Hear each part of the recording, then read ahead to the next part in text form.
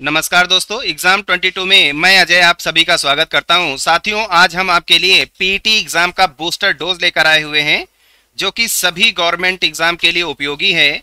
ये आपकी सफलता में निश्चित ही रामबाण साबित होंगे। तो आइए शुरू करते हैं आज का बूस्टर डोज। सबसे पहले हम इसमें विश्व का भूगोल पढ़ेंगे। मरुस्थल के बिना एकमात्र महाद्वीप कौन सा है? यूरोप, अर्थात और यूरोप में कोई भी मरुस्थल नहीं है। अफ्रीका के मरुस्थलों का नाम क्या है? सहारा, नामीब और कालाहारी। उत्तरी अमेरिका के मरुस्थल कौन कौन से हैं? ग्रेट बेसिन, मोहब और चिहुआ हुआन सोनोरन। दक्षिणी अमेरिका के मरुस्थल कौन कौन से हैं? अटाकामा। ये विश्व का सबसे शुष्क अध्रुवीय रेगिस्तान है, याद रखिएगा, इंपॉर्टेंट फैक्ट है। ऑस्ट्रेलिया के मरुस्थल कौन कौन से हैं? ग्रेट विक्टोरिया मरुस्थल, ग्रेट सैंडी मरुस्थल और तनामी मरुस्थल। ये ऑस्ट्रेलिया के प्रमुख मरुस्थल हैं। क्षेत्रफल की दृष्टि से विश्व का सबसे बड़ा मरुस्थल कौन सा है? तो अंटार्कटिका मरुस्थल ये विश्व का सबसे बड़ा मरुस्थल है और ये विश्व का सबसे ठंडा मरुस्थल भी है, इंपॉर्टेंट फैक्ट है। विश्व का सबसे गर्म मरुस्थल कौन सा है? सहारा, जो कि अफ्रीका महाद्वीप में है। भारत का सबसे बड़ा मरुस्थल कौन सा है? थार का मरुस्थल, जो कि राजस्थान में है। किस नदी को अफ्रीकी नदियों के जनक के रूप में जाना जाता है? तो नील नदी को अफ्रीकी नदियों का जनक और इसे नील नदी को ही अफ्रीका का वरदान भी बोलते हैं। दुनिया की सबसे जो लंबी नदी है वो कौन सी नदी है? वो नील नदी है। नील नदी का उद्गम स्थल यानी कहाँ से निकलती है? विक्टोरिया झील से निकलती हैं और इसका जो मुहाना है वो क्या है? भूमध्य सागर, अर्थात नील नदी विक्टोरिया झील से निकलकर भूमध्य सागर में समाहित होती है। अफ्रीका की दूसरी सबसे बड़ी नदी कौन सी है? तो कांगो नदी दूसरी सबसे बड़ी नदी है अफ्रीका की। तीसरी सबसे बड़ी नदी नाइजर नदी है। मकर रेखा को 2 बार काटने वाली नदी कौन सी है? लिम्पोपो नदी, जो कि दक्षिणी अफ्रीका की नदी है, ये मकर रेखा को 2 बार काटती है। ठीक इसी तरीके से कर्क रेखा को भारत की माही नदी 2 बार काटती है। ये दोनों ही फैक्ट बहुत ही इंपॉर्टेंट हैं। यूरोप की सबसे बड़ी नदी कौन सी है? वोल्गा नदी यूरोप की सबसे बड़ी नदी है। हिमनद कहाँ पाए जाते हैं? तो हिमनद पर्वतों पर पाए जाते हैं। पर्वतों के ऊपर जो जमा बर्फ होती है उसे हिमनद बोलते हैं। पृथ्वी पर उपलब्ध पानी के भूजल का प्रतिशत कितना है? अर्थात पृथ्वी पर जितना भी पानी है उसमें भूमि पर उपलब्ध पानी की मात्रा कितनी है? 0.7%, बाकी समुद्रों में पाया जाता है। पृथ्वी का कितना प्रतिशत भाग पानी से ढका हुआ है? तो 71% भाग पानी से ढका हुआ है, शेष में भूस्थल है। विश्व का सबसे बड़ा हीरे का उत्पादक देश कौन सा है? तो सबसे बड़ा हीरे का उत्पादक देश रसिया है मात्रा के हिसाब से, और सबसे बड़ा निर्यातक देश भी है। उत्पादक और निर्यातक रसिया ही है मात्रा के हिसाब से। मूल्य के मामले में सबसे अग्रणी उत्पादक देश कौन सा है हीरे का? बोत्सवाना। मात्रा के हिसाब से ये दूसरा सबसे बड़ा देश है और मूल्य के हिसाब से पहला। रंगीन हीरो का प्रमुख उत्पादक देश कौन सा है? तो ये ऑस्ट्रेलिया रंगीन हीरो का सबसे प्रमुख उत्पादक देश है। इसमें यहाँ पर गुलाबी, बैंगनी और लाल रंग के हीरे उत्पादित किए जाते हैं। यूरोप और एशिया महाद्वीप के बीच सीमा बनाने वाली पर्वत श्रृंखला कौन सी है? तो यूराल पर्वत श्रृंखला यूरोप और एशिया के बीच में सीमा रेखा बनाती है। यूराल पर्वत की सबसे ऊंची चोटी कौन सी है? तो माउंट नरोदनाया, ये यहाँ की सबसे ऊंची चोटी है यूराल पर्वत श्रेणी की। सबसे छोटा महाद्वीप कौन सा है? तो ऑस्ट्रेलिया महाद्वीप सबसे छोटा है और एशिया सबसे बड़ा है। भारत चीन के बीच की सीमा रेखा कौन सी है? मैकमोहन सीमा रेखा। मेडिसिन रेखा किन 2 देशों के बीच की सीमा रेखा है? ये कनाडा और संयुक्त राज्य अमेरिका के बीच में मेडिसिन नाम की सीमा रेखा है। मैजिनाट रेखा किन 2 देशों के बीच में है? तो फ्रांस और जर्मनी के बीच में है। उत्तरी और दक्षिणी कोरिया के मध्य सीमा रेखा कौन सी है? 38वीं समांतर रेखा है। दुनिया की सबसे लंबी तटरेखा वाला देश कौन सा है? कनाडा। सबसे जो लंबी तटरेखा वाला देश है वो कनाडा है। एशिया में सबसे अधिक देशों के साथ सीमा साझा करने वाला कंट्री कौन सा है? तो चाइना है, 14 देशों के साथ अपने देश की सीमा साझा करता है। अब हम सिंधु घाटी सभ्यता को पढ़ेंगे। साथियों, सिंधु घाटी सभ्यता और वैदिक सभ्यता से रिलेटेड वीडियो पहले ही बना दी गई हैं। डिटेल वीडियो के लिए आप हमारे चैनल के प्लेलिस्ट में जाएं, वहां पर आपको डिटेल इन्फॉर्मेशन मिलेगी। कुछ इंपॉर्टेंट फैक्ट हमने इस बूस्टर डोज में लिए हैं। सिंधु सभ्यता का शहर लोथल किस राज्य में है? तो गुजरात राज्य में पड़ता है। लोथल किस नदी के तट पर है? तो भोगवा नदी के तट पर है।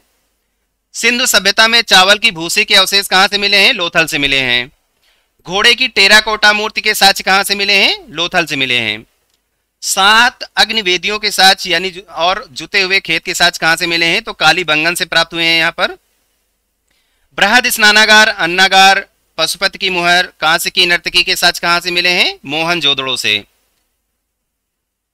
इसके लिए एक शानदार ट्रिक भी है। आप हमारे चैनल के प्लेलिस्ट में जाएंगे, वहां पर आपको सिंधु घाटी सभ्यता के सभी फैक्ट को एक साथ याद करने की बहुत ही शानदार ट्रिक भी है, आप जरूर विजिट करें। सिंधु सभ्यता का सबसे बड़ा स्थल कौन सा है? राखीगढ़ी, जो कि हरियाणा राज्य में पड़ता है। अद्वितीय जल दोहन प्रणाली, स्टेडियम, बांध, तटबंध के साक्ष्य कहां से प्राप्त हुए हैं? तो धौलावीरा, जो कि गुजरात में पड़ता है। अगला टॉपिक वैदिक संस्कृत। उत्तर वैदिक युग के दौरान आर्यों का केंद्रीय स्थान कौन सा था? गंगा यमुना दोआब। पहले ये सिंधु के दोआब में बसे थे, उसके बाद में गंगा यमुना दोआब में। आर्यों के युग को किस युग के नाम से जाना जाता है? तो आर्यों के युग को ही वैदिक युग कहा गया है। धार्मिक संस्कारों से संबंधित वेद कौन सा है? तो यजुर्वेद धार्मिक संस्कारों से संबंधित वेद है। 4 ग्रात जो वर्ण हैं, ब्राह्मण, क्षत्रिय, वैश्य, शूद्र, उसमें पहले स्थान पर कौन है? ब्राह्मण है। ऋग्वेद में कुल कितने सूक्त हैं? तो 1028 सूक्त और 10,600 श्लोकों का संग्रह है ये। ऋग्वेद में कितने सूक्त हैं? तो 1028 सूक्त मिलेंगे यहाँ पर। इसके अलावा 10 मंडल और 10,462 ऋचाएं हैं, जिनमें 10,600 लगभग श्लोकों का संग्रह है ये। सबसे पुराना ब्राह्मण साहित्य कौन सा है? तो वेद सबसे पुराना ब्राह्मण साहित्य है। वैदिक इतिहास में बलि, शुल्क और भाग किससे संबंधित है? ये करों से संबंधित है। वैदिक युग में वर्णित अयस क्या है? धातु है। वैदिक युग में ही अयस किसको बोलते हैं? धातु को बोलते हैं। और लोहे को ये लोग क्या बोलते थे? श्याम अयस। ये लोग लोहे को श्याम अयस बोलते थे और तांबा को ये लोग लोहित अयस बोलते थे। इंपॉर्टेंट फैक्ट है। अगला मौर्य वंश, जिसमें हम अशोक के बारे में पढ़ेंगे, सम्राट अशोक के बारे में। चंद्रगुप्त मौर्य के गुरु कौन थे?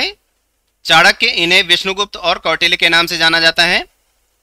राज्यशास्त्र, आर्थिक नीति और सैन्य रणनीति पर कौटिल्य के द्वारा जो लिखित पुस्तक है उसे क्या बोलते हैं? अर्थशास्त्र। यानी अर्थशास्त्र राजनीति शास्त्र और आर्थिक सैन्य रणनीति से संबंधित है। चंद्रगुप्त मौर्य के दरबार में कौन राजदूत आया था? मेगस्थनीज, जो कि ग्रीक राजदूत था। ये चंद्रगुप्त मौर्य के दरबार में आया था। मेगस्थनीज द्वारा लिखित पुस्तक कौन सी है? इंडिका पुस्तक है। मौर्य वंश के शासक बनने से पहले सम्राट अशोक कहाँ के गवर्नर थे? तो उज्जैन के ये गवर्नर थे। अशोक के पिता का नाम क्या था? बिंदुसार। और माता का क्या नाम था? सुभद्रांगी। देवनाम पिया और पियादसी, ये किसके नाम है? अशोक महान के। इन्हें देवनाम पिया और पियादसी के नाम से भी पुकारा जाता था उस समय पर। सांची, एरन और विदिशा आदि बौद्ध स्तूपों का निर्माण किसने किया था? ये अशोक ने किया था। सम्राट अशोक का शासनकाल क्या है? 268 ईस्वी ईसा पूर्व से लेकर 232 ईसा पूर्व तक माना जाता है। मौर्य वंश की राजधानी क्या थी? पाटलिपुत्र थी, जो कि वर्तमान में इसे पटना के नाम से जानते हैं। महान मौर्य सम्राट अशोक ने बौद्ध धर्म के किस संप्रदाय का संरक्षण किया था? हीनयान का। मौर्य वंश के जो अंतिम शासक थे वो कौन थे? वो बृहद्रथ। मौर्य वंश का सबसे महान शासक कौन था? तो सम्राट अशोक। इन्हें अशोक महान के नाम से भी जाना जाता है। ये मौर्य वंश के सबसे प्रतापी और महान शासक थे। मौर्य कला का सबसे अच्छा ज्ञात प्रतिमान क्या है? स्तंभ लेख है। सारनाथ के सिंह स्तंभ का निर्माण किसने करवाया था? तो अशोक महान ने करवाया था। अशोक के स्तंभ शिलालेखों की संख्या कितनी है? 7, जिनमें टोपरा, दिल्ली, मेरठ, कौशाम्बी, रामपुरवा, चंपारण, महरौली में पाए गए स्तंभ लेख हैं। और इनके शिलालेखों की संख्या कितनी है? 14। इससे रिलेटेड कुछ और इंपॉर्टेंट फैक्ट हैं। 13वां शिलालेख अशोक का सबसे लंबा शिलालेख है। अगर हम स्तंभ लेखों की बात करें तो 7वां सबसे लंबा है। अशोक के पहले स्तंभ शिलालेख में किसका वर्णन है? लोगों की सुरक्षा के सिद्धांत के संबंध में। राजकों के कर्तव्यों से संबंधित स्तंभ शिलालेख कौन सा है? तो शिलालेख संख्या 4। सुदर्शन झील का निर्माण किसके शासनकाल में हुआ था? मौर्य वंश के समय में सुदर्शन झील का निर्माण हुआ था। कलिंग युद्ध का वर्णन और अशोक के हृदय परिवर्तन के बारे में जो उल्लेख मिलता है वो कौन से शिलालेख में मिलता है? 13वें, जो कि सबसे लंबा शिलालेख है ये। पशुबल की निंदा की गई है, पहले शिलालेख में की गई है। धम्म की व्याख्या अशोक के किस शिलालेख में की गई है? तो 11वें शिलालेख में की गई है। अशोक ने बौद्ध धर्म के प्रचार के लिए किसको श्रीलंका भेजा था? तो अपने पुत्र महेंद्र और पुत्री संघमित्रा को श्रीलंका भेजा था बौद्ध धर्म के प्रचार के लिए। इंपॉर्टेंट फैक्ट है, यहाँ से अक्सर एग्जाम में क्वेश्चन बनता है, तो याद रखिएगा। भारत में शिलालेखों का प्रचलन सबसे पहले अशोक ने ही किया था। अशोक का जो सबसे लंबा अभिलेख है यानी स्तंभ लेख की बात कर रहे हैं तो ये 7वां है और शिलालेख 14वां है, 13वां है। गुप्त वंश में हम समुद्रगुप्त और चंद्रगुप्त द्वितीय के बारे में पढ़ेंगे। गुप्त वंश का संस्थापक कौन था? श्रीगुप्त गुप्त वंश के संस्थापक थे। गुप्त वंश की राजधानी पाटलिपुत्र। समुद्रगुप्त ने कितने प्रकार के सोने के सिक्के जारी किए थे? तो 8 प्रकार के सिक्के जारी किए गए थे।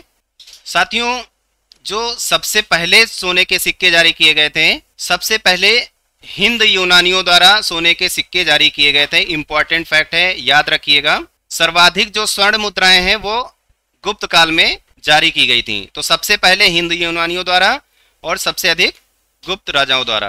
पंचतंत्र की कहानियों की रचना किस काल में हुई थी? तो गुप्त काल में हुई थी। समुद्रगुप्त का शासनकाल क्या था? 335 ईस्वी से लेकर 380 ईस्वी तक समुद्रगुप्त का शासनकाल माना जाता है। प्रसिद्ध चीनी तीर्थयात्री फायान किसके शासनकाल में भारत आया था? चंद्रगुप्त द्वितीय के शासनकाल में भारत आया था।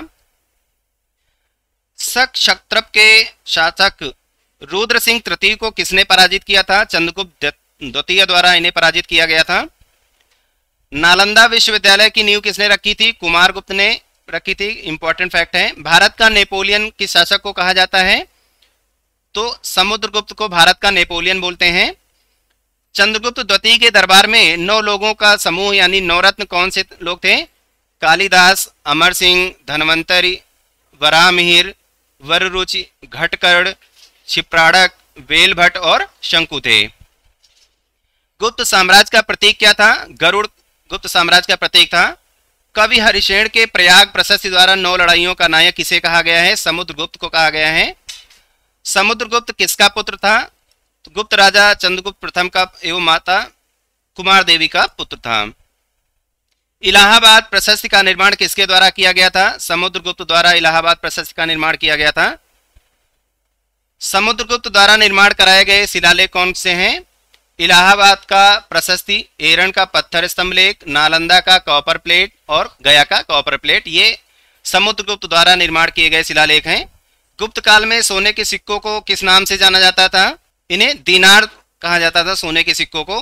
दशावतार मंदिर कहाँ पर है? देवगढ़ में है, जो कि उत्तर प्रदेश के ललितपुर में है। इंपॉर्टेंट फैक्ट है। गुप्त राजाओं की शासकीय भाषा क्या थी? संस्कृत भाषा थी। इसी प्रकार से दशावतार मंदिर जो कि ईंटों से निर्मित मंदिर है, भीतर गांव का मंदिर भी ईंटों से निर्मित मंदिर है जो कि कानपुर में है। इंपॉर्टेंट फैक्ट है। अब हम पुष्यभूत वंश यानी पुष्यभूत वंश में हम हर्षवर्धन के बारे में पढ़ेंगे। पुष्यभूत वंश की स्थापना किसने की थी? प्रभाकर वर्मन ने। पुष्यभूत वंश को वर्धन वंश के नाम से भी जाना जाता है। हर्षवर्धन ने किस ईस्वी में थानेश्वर का सिंहासन संभाला था? तो 606 ईस्वी में, जब इनकी उम्र 16 वर्ष की थी। हर्षवर्धन ने अपनी राजधानी किसको बनाया था? कन्नौज को अपनी राजधानी बनाया था। उत्तर भारत के अंतिम हिंदू शासक किन्हें माना जाता है? हर्षवर्धन को। हर्षवर्धन के शासनकाल में भारत का दौरा किया था चीनी यात्री हुएनसांग ने। हर्षचरित और कादम्बरी किसने लिखी थी, यानी किसकी रचना है? बाणभट्ट की रचना है ये। रत्नावली, प्रियदर्शिका और नागानंद जो कि संस्कृत भाषा में लिखा हुआ है, ये किसकी रचना है? हर्षवर्धन ने लिखा था इसको। हर्षवर्धन ने अपनी राजधानी कहाँ से स्थानांतरित करके कन्नौज बनाई थी? तो पहले थानेश्वर थी राजधानी यहाँ की, बाद में कन्नौज बनाई गई थी। हर्षवर्धन के दरबारी विद्वान कौन थे? बाणभट्ट, मयूर भट्ट और मातंग दिवाकर जी के थे। 618 ईस्वी में किसने हर्षवर्धन को हराया था? तो पुलकेशिन द्वितीय ने हर्षवर्धन को हराया था। इंपॉर्टेंट फैक्ट है। गुप्त काल के बाद किस शासक को शिलादित्य के नाम से जाना जाता है? तो हर्षवर्धन को।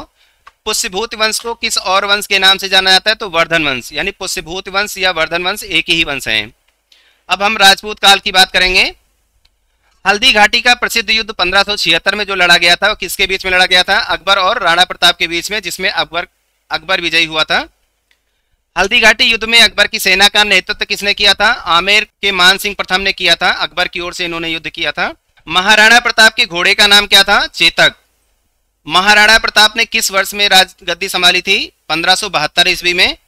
राणा प्रताप किस राजवंश से संबंधित थे? तो राजपूत काल में ये सिसोदिया राजवंश से संबंधित थे। अकबर द्वारा किस राजपूत शासक को सबसे ज्यादा मनसब हजारी दिया गया था? तो मान सिंह को। 1528 के चंदेरी युद्ध में राजपूतों को किसने पराजित किया था?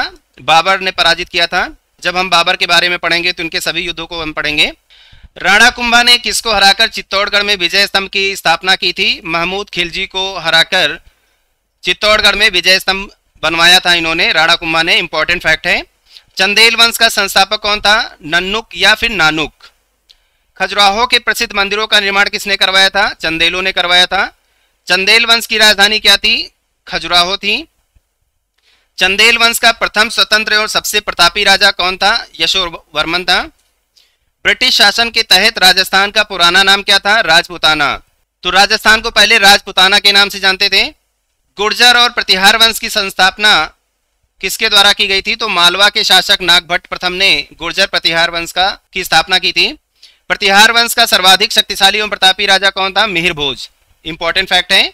गहड़वाल वंश का संस्थापक कौन था? चंद्रदेव। इनकी राजधानी वाराणसी थी। चौहान वंश का संस्थापक कौन था और इनकी राजधानी क्या थी? वासुदेव चौहान वंश के संस्थापक और इनकी राजधानी अहिछत्र थी। पृथ्वीराज रासो चंद्रबरदाई की रचना है। तराइन का प्रथम युद्ध कब लड़ा गया था? 1191 में पृथ्वीराज तृतीय और मोहम्मद गोरी के बीच लड़ा गया था, जिसमें गोरी की हार हुई थी, यानी पृथ्वीराज चौहान तृतीय विजयी हुए थे। तराइन के द्वितीय युद्ध में, जो कि 1192 में लड़ा गया था, पृथ्वीराज और मोहम्मद गोरी के बीच में गोरी की विजय हुई थी। दोस्तों, आशा करता हूँ आपको हमारी ये वीडियो पसंद आई होगी। अपना सुझाव हमें कमेंट करके बताएं। एग्जाम 22 का अगला 1 लाइन बूस्टर डोज लेकर हम जल्द ही आपसे जुड़ेंगे। चैनल को सब्सक्राइब करना ना भूलें, दोस्तों को शेयर करें, लाइक करें। धन्यवाद।